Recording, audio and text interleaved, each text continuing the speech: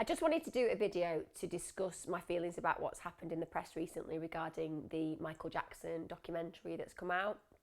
One of the things that I'd like to make clear before I start this is I am not psychic and I cannot travel back in time.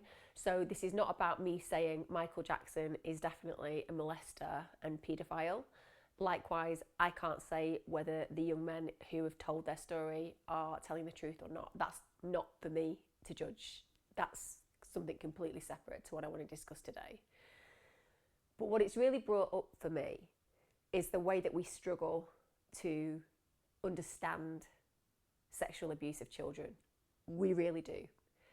Because one of the things that I'm hearing time and time again on social media is this idea that, first of all, the boys who have grown into men would have discussed the fact that they'd been abused earlier, that they would have never denied that abuse would have happened when they had the chance, if it had actually occurred, that they would have essentially never been positive about this man who essentially could have been a person who really did cause them an insurmountable and long-lasting period of pain that will last them a lifetime.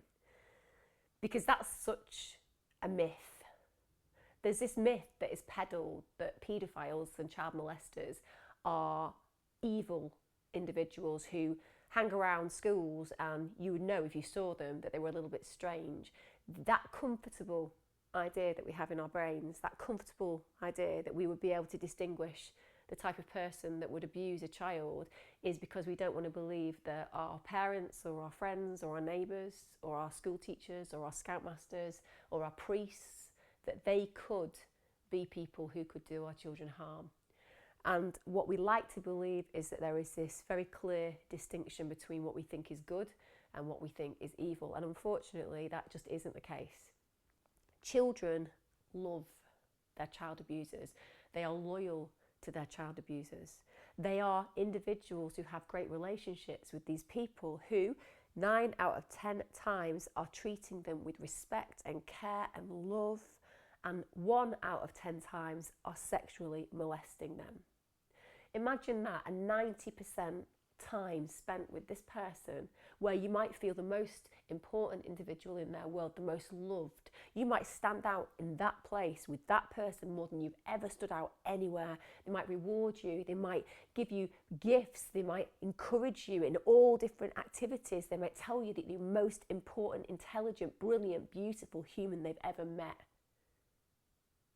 And you're telling me that that means that they would speak out against that person, that they would, as a child, be willing to remove the one person that might be giving them more than anybody else does in their world because they've been groomed, because they have absolutely bought into a belief that they are special because they've been told they are special. And you're telling me that you would question that child at that time breaching the loyalty that they have towards that human that they love. Because if you genuinely believe that children who are in relationships with paedophiles are actually aware that that's what's happening, you need to educate yourself.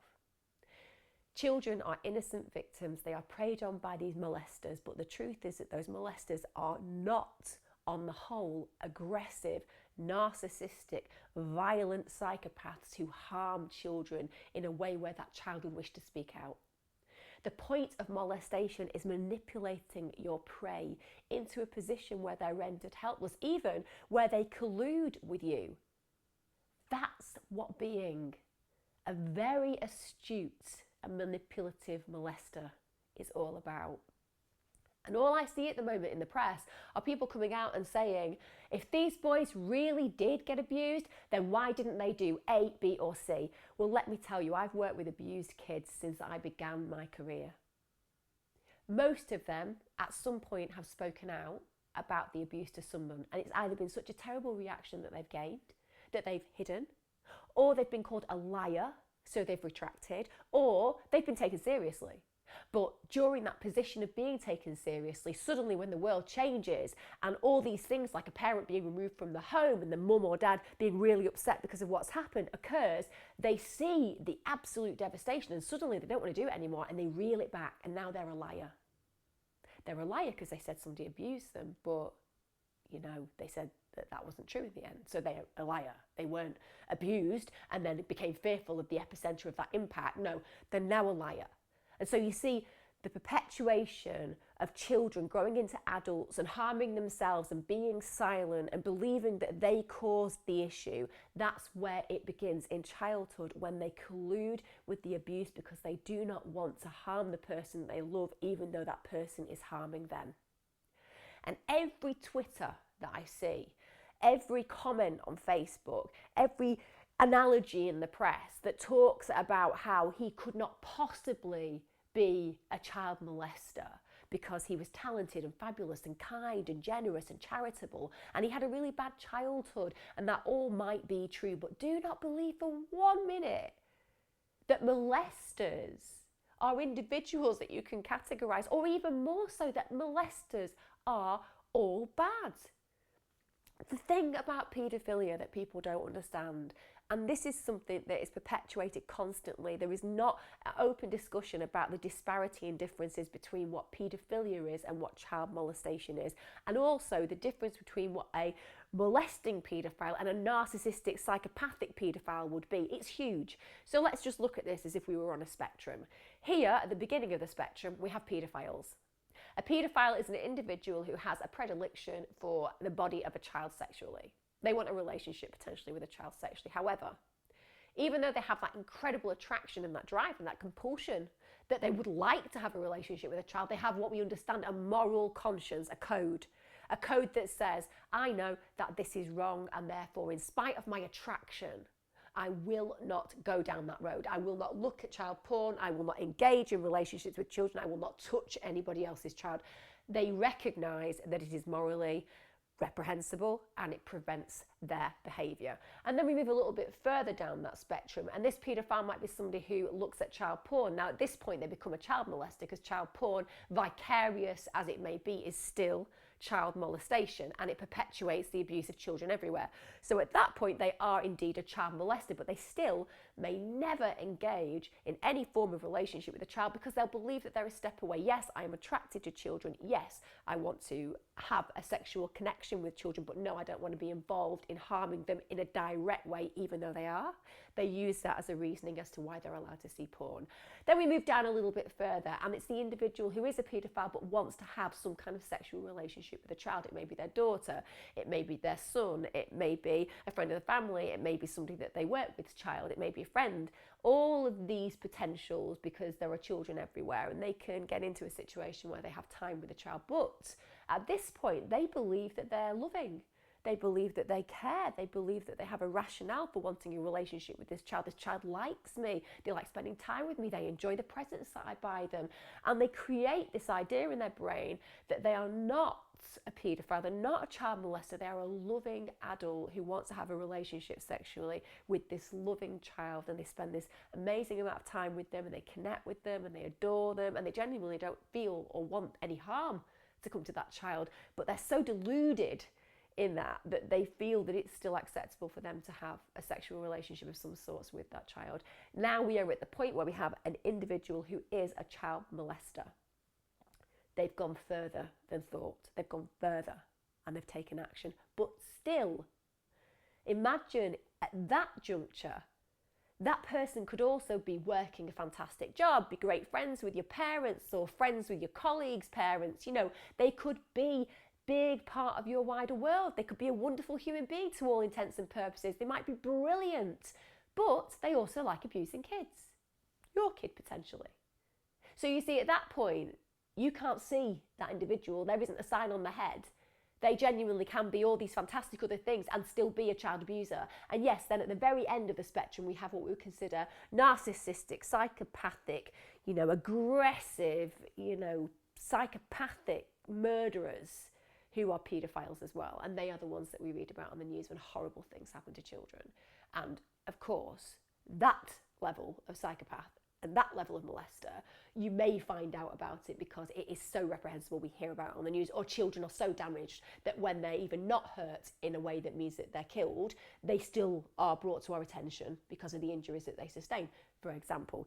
But if you're in that middle, if you are there the chances are that you will be so confused, so ashamed, so completely perplexed with what is going on when your abuser is harming you, that it will take you half a lifetime before you even understand that it really occurred. And even then, imagine knowing that you had enjoyed sexual experiences with that individual. I mean, think about that.